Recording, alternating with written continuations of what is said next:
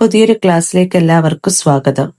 ദേശീയ ചലച്ചിത്ര പുരസ്കാരത്തെ കുറിച്ചാണ് നമ്മൾ ഇന്നിവിടെ പറയുന്നത്. 71ാമത് ദേശീയ ചലച്ചിത്ര പുരസ്കാരമാണ് ഇപ്പോൾ പ്രഖ്യാപിച്ചിരിക്കുന്നത്. അത് 2023 വർഷത്തേതാണ്.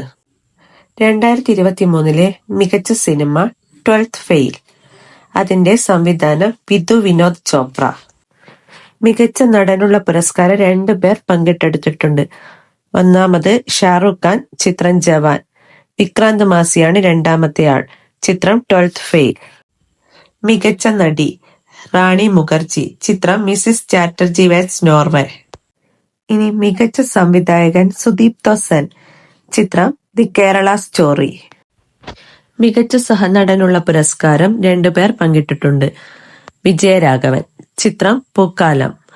മുത്തുപ്പെട്ടി ഭാസ്കർ, ചിത്രം പാർക്കിംഗ്. ഇനി മികച്ച സഹനടിമാർ ഉർവശി, ചിത്രം ഉള്ളൊഴുക്ക്. ജാനകി പോത്തിവാല, ചിത്രം വാസ്. ഇനി മലയാള സിനിമയ്ക്ക് ലഭിച്ച പുരസ്കാരങ്ങൾ. മികച്ച മലയാള ചിത്രം ഉള്ളൊഴുക്ക്. മികച്ച എഡിറ്റർ മിഥുൻ മുരളി, ചിത്രം പൂക്കാലം. പ്രത്യേക പരാമർശം നോൺ ഫീച്ചർ ഫിലിം വിഭാഗത്തിൽ നക്കൽ, ക്രോണിക്കിൾ ഓഫ് ദി പാഡി മാൻ. ഇനി മികച്ച പ്രൊഡക്ഷൻ ഡിസൈനർ മോഹൻദാസ്, ചിത്രം 2018 എവരിവൺ ഈസ് എ ഹീറോ. മികച്ച പുതുമുഖ സംവിധായകൻ ആശിഷ് ബെൻഡെ, ചിത്രം ആത്മപാംപ്ലറ്റ്, മറാഠി സിനിമയാണ്. ജനപ്രിയ സിനിമ റോക്കി ഓർ റാണി കി പ്രേം കഹാനി. ഇനി മികച്ച ഹിന്ദി സിനിമ കാതൽ എ ജാക്ക് ഫ്രൂട്ട് മിസ്റ്ററി.